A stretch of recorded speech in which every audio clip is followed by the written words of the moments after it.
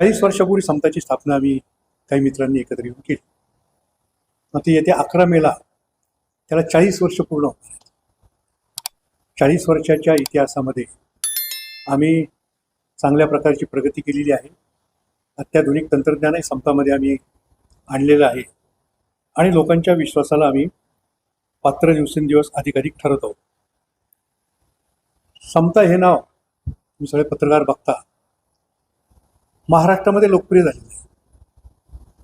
ही केवळ कोपरावचीच नव्हे, अहिल्यानगरचं वैभव आहे असे म्हणायला काही हरकत नाही. की काही गोष्टी थोड्याशा विपर्यस्त येत आहेत. काही ठिकाणी म्हटलं जातं की शेकडो कोटी रुपयाचा घोटाळा, कोणी म्हणतं 60 कोटी रुपयाचे ट्रान्झॅक्शन झाले. इतके मोठ्या प्रमाणावर ट्रान्झॅक्शन ह्या खात्यांमध्ये अजिबात झालेले नाही. 2021 पासून ही खाती ओपन झालेली होती. 2021 साली अशोक खरात, मला तर काय तुम्हालाही कोणाला माहीत नव्हतं. आमच्याकडे जे काही खातेदार येतात, ठेवीदार येतात, त्यांचं खातं उघडून त्यांना सेवा देणं हे आमचं कर्तव्य आहे. आता त्याच्याशी संबंधित काही खाते उघडले गेले, परंतु साकोरीमधले आमचे प्रतिष्ठित व्यापारी, त्यांचं नाव बावके, त्यांच्या ओळखीनं काही खाते आम्ही त्याच्यामध्ये उघडले आणि आज मितीला या सर्व खात्यांमध्ये मिळून फक्त 35 ते 40 लाख रुपये इतका बॅलन्स आहे. पण तो सुद्धा आम्ही ज्या दिवशी बातमी कळाली तेव्हा फ्रीज केलेलं आहे आणि 100च्या वर खातेसुद्धा अजिबात नाही. 47 का 48 खाते आहेत आणि मग त्याच खातेदाराचं सेव्हिंग खातं, त्याच खातेदाराचं फिक्स डिपॉझिटचं अकाउंट, असे ते 100वर संख्या नेलेली आहे. 100च्या वर अकाउंट असण्यामध्ये सुद्धा कुठल्या प्रकारचं तथ्य नाही. आणि ही सर्व खाती सहकार खात्यांनी, सहकार कायद्याने आम्हाला निकष ठरवून दिलेले आहेत. आमचे जे आर्थिक उपविधी आहेत, आदर्श उपविधी, त्याच्याप्रमाणे उघडलेले आहेत आणि संपूर्ण KYCची पूर्तता करून उघडण्यात आलेली आहे. काल त्या मला आज वाचायला मिळालं, पोलिसांनी सुद्धा ज्या खातेदारांना बोलवलं त्यांनी सुद्धा सांगितलं की हे KYC डॉक्युमेंट आमचेच आहे. बहुतांश लोक तिथे येऊनच त्यांनी खाते उघडलेले आणि कोरोनाच्या काळामध्ये आम्ही सर्व व्यवहार ऑनलाईन करत असल्यामुळे ऑनलाईन त्यांचे KYC डॉक्युमेंट घेतले गेले, ते व्हेरीफाय केले गेले आणि पूर्णपणे त्याच्यामुळेच ते खाते त्या ठिकाणी उघडले गेले. आता समताच्या 1 लाखावर सभासद आहेत, 1 लाखावर ठेवीदार आहेत, 28 शाखा आहेत. प्रत्येक खातेदाराचं चेकिंग हेड ऑफिस प्रत्येक वेळेस तर काही करू शकत नाही, आम्ही तर नाहीच. हे सगळं कुठं तपासलं जातं? दरवर्षी होणाऱ्या लेखापरीक्षणामध्ये तपासलं जातं आणि लेखापरीक्षणामध्ये सुद्धा याच्यात कुठलंही गैर आढळलेलं नाही, कुठलं चुकीचं काम आढळलेलं नाही, हे मी याच्यामध्ये नमूद करू इच्छितो. आणि आणखी या 2 दिवसामध्ये आणखी एका गोष्टीचा मला मुद्दाम खुलासा करायचा आहे. सकाळी कोपरावच्या पत्रकारांनी प्रश्न विचारले की तुम्ही एका कार्यक्रमात खरंच सत्कार करताना दिसला.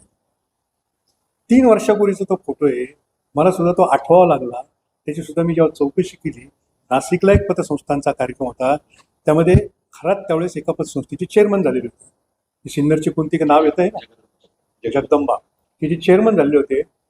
म्हणून तिथल्या आयोजकांनी मला विनंती केली, नवीन चेअरमन आले आहेत आपल्या कार्यक्रमात, तुम्ही त्यांचा सत्कार करा. म्हणून मी त्यांचा सत्कार केला. मी त्यावेळेस त्यांना नावही विचारलं नाही आणि ते बाबा होते का बोंडू होते हे ते मला माहीत नाही. आणि मी कधीही बोंडूंच्या नादी न लागणारा माणूस आहे. कोपरावातल्या लोकांना तुम्ही विचारा, मी नास्तिक नाही, परंतु अंधश्रद्धाळू तुम्ही अजिबात नाही. मी जे काही आहे मी माझ्या कामावर विश्वास ठेवणारा माणूस आहे, कामाला देव मानणारा माणूस आहे आणि त्याच देवाची पूजा मी करत असतो. सकाळी पत्रकारांनी एक प्रश्न विचारला मला की मी निवडणुकीमध्ये म्हटलं होतं की एका ज्योतिषांनी मला सांगितलं की 50 वर्षांनी तुम्हाला नगराध्यक्षपद मिळणार. कुठल्याही ज्योतिषांनी सांगितलेलं नव्हतं. तो एक इलेक्शन स्ट्रॅटेजीचा भाग होता, कार्यकर्त्यांचा आत्मविश्वास वाढावा म्हणून मी ते स्टेटमेंट केलं होतं. ते चुकीने त्याचा दुर्दैवानं गैरअर्थ काढण्यात आला. मी कोणत्याही ज्योतिषाकडे आयुष्यात गेलेलो नाही आणि मी आयुष्यात कोणत्याही ज्योतिषाकडे जाणारही नाही. आणखी काही गोष्टी मला स्पष्ट कराव्याशा वाटतात. आम्ही कधीही समतानी जादा व्याजाचं आमिष कोणत्याही ठिकाणाला दाखवलं नाही. तुमच्या शिर्डीमध्ये सुद्धा घोटाळे झाले, परंतु आमच्या संस्थेमध्ये कधी जादा आमिष, दाम दुप्पट ठेव, दाम तिप्पट ठेव असं सुद्धा आम्ही कधी दाखवलेलं नाही. सहकार खात्यानं जे घालून दिलेले निकष आहेत त्याच निकषाप्रमाणे आमचे व्यवहार किंवा ठेवीदारांना व्याजदर आम्ही देतो. आणि आमची आर्थिक परिस्थिती सुद्धा जी आहे 40 वर्षामध्ये समतानी जपलेलं आहे. आर्थिक वर्षाच्या शेवटच्या दिवशी म्हणजे 31 मार्चला सर्व आर्थिक परिस्थिती जाहीर करायची. आता सुद्धा ह्या 31 मार्चला सुटी आल्यामुळे आम्ही 30 मार्चलाच आमची आर्थिक परिस्थिती जाहीर केली. सहकार खात्याचं जे महत्त्वाचं बंधन असतं स्टॅट्युटरी लिक्विडिटी रेशो, तो 25% आम्हाला मेंटेन करावा लागतो, तो आम्ही 27% मेंटेन केलेला आहे. जो CRR 1% मेंटेन करावा लागतो, ते सुद्धा आम्ही पाळलेलं आहे. त्याच्यामुळे सहकार खात्याच्या संपूर्ण निकषाप्रमाणे आमच्या संस्थेचं कामकाज चालतं. तिथं कुठेही गैरव्यवहार हे आमच्याकडे चालत नाही आणि या बाबतीमध्ये सुद्धा अशा प्रकारचे गैरव्यवहार झालेले नाही. एवढंच खुलासा मला तुमच्यासमोर द्यायचा आहे. तुमच्याही काही शंका असतील तर या निमित्ताने एक प्रश्न आहे, जेव्हा एक खाते आपल्याच्या शाखेमध्ये उघडण्यात आले, एकाच दिवशी 100 खाते उघडण्यात आली एकाच दिवशी नाही उघडणार. आणि जे 57 लोकांची 100 खाती दिसत आहेत, तर मग एकाच दिवशी कसं होऊ शकतं? आणि पहिली गोष्ट जर तो माणूस तिथे नव्हता तर त्याच्या सह्यांचा अधिकार आहे, तर एकाच व्यक्तीला कसं दिला गेला? एकाच दिवशी खाते उघडलेले नाही, सह्यांचा अधिकार नाही, नॉमिनी लावलेले. नॉमिनीचा उपयोग कधी होतो? त्या ठेवीदाराचा मृत्यू झाला तर त्याचा वापर होतो. आणि काही गोष्टी अशा असतात की आम्हाला पोलीस तपास चालू आहे, त्याच्यामुळे स्पष्टपणे बोलता येत नाही. एवढ्या 100च्या वर खाते अजिबात उघडले गेले. नॉमिनीचा वापर ज्यावेळेस ठेवीदाराचा मृत्यू होतो त्यावेळेस तो नॉमिनी त्याचे व्यवहार सांभाळू शकतो. मात्र तुमच्या पद्धतीने जे काय आता समोर आलेल्यानुसार अनेक खात्यांना एकच मोबाईल नंबर होता आणि दुसऱ्याच्या नावाचे खाते देखील तोच अशोक खरात ऑपरेट करत होता, हे विश्वसनीय सूत्रांनी दिलेली माहिती. मग असं तरी तुमची फसवणूक केली त्यांनी की काय, नेमकं काय, तुम्ही काय याच्यात काय काय माहिती? पहिली गोष्ट म्हणजे एकच मोबाईल नंबर नाही आहे, 4 ते 5 मोबाईल नंबर त्यांनी निश्चितपणे दिलेले आहेत. आणि एक ठेवीदार किती नॉमिनी नेमू शकतो, कायद्याने त्यांना तसा अधिकार दिलेला आहे. ते नॉमिनी कोण आहे आणि आम्ही काय करतो तुम्ही म्हटलं लक्षात येत नाही का? आम्ही पहिल्यापासून एक तत्त्व पाळलेलं आहे की डिपॉझिटरची विश्वासार्हता राखायची. कोणत्याही डिपॉझिटरचं नाव बाहेर जाता कामा नये, हे डिपॉझिटर्स आम्हाला सांगतात. अनेक वेळा कसं होतं, बायको येऊन ठेव ठेवती, ती म्हणते नवऱ्याला सांगू नका, मुलं येऊन ठेवी टाकतात, ते म्हणतात बापाला घरात कोणाला सांगू नका. त्याच्यामुळे कुठल्याही ठेवीदाराचं नाव आमच्या संचालक मंडळासमोर सुद्धा अजिबात येत नाही. ते फक्त आमच्या शाखा अधिकाऱ्याला ज्यांनी ते खातं उघडलं त्या संबंधित क्लार्क पुरताच तो विषय असतो. मात्र जे खातेदारांकडे आहेत त्यातल्या अनेकांच्या आता दाबावर सध्या सुरू आहेत, तर त्या अनेक म्हणतात की कागदपत्र जरी आमच्या असं तरी साया आमच्या नाही, आम्हाला या जर असे जर अजूनही काही खातेदारांनी ही माहिती पोलिसांना दिली तर पतसंस्था म्हणून तुम्ही काय ऍक्शन घ्याल की तुमची फसवणूक केली का अशोक खरात, त्यामुळे तुम्ही त्यांच्यावर ऍक्शन घ्याल? आमची फसवणूक केल्याचं आढळलं तर आम्ही पण निश्चित त्यांच्यावर ॲक्शन घेऊ. आणि आत्ता जे तुम्ही सांगितलं ते म्हणतात की KYC डॉक्युमेंट त्यांचे हे तर ते मान्य करतात, असं मी वाचलं वर्तमानपत्र. आम्ही आलो नाही जे म्हणतात की त्यांची पश्चात बुद्धी आहे, हे आता सांगतायत.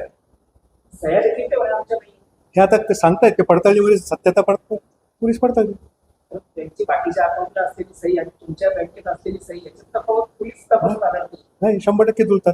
तर आज इथं सापडत आहे जे नाव आता समोर येत आहे, हे सगळे लोक तुमच्या पतसंस्थेतूनच लागून पडलेले. बहुतांशी लोक प्रत्यक्ष आले होते आणि काही लोकांचे खाते ऑनलाईन उघडले गेलेले होते.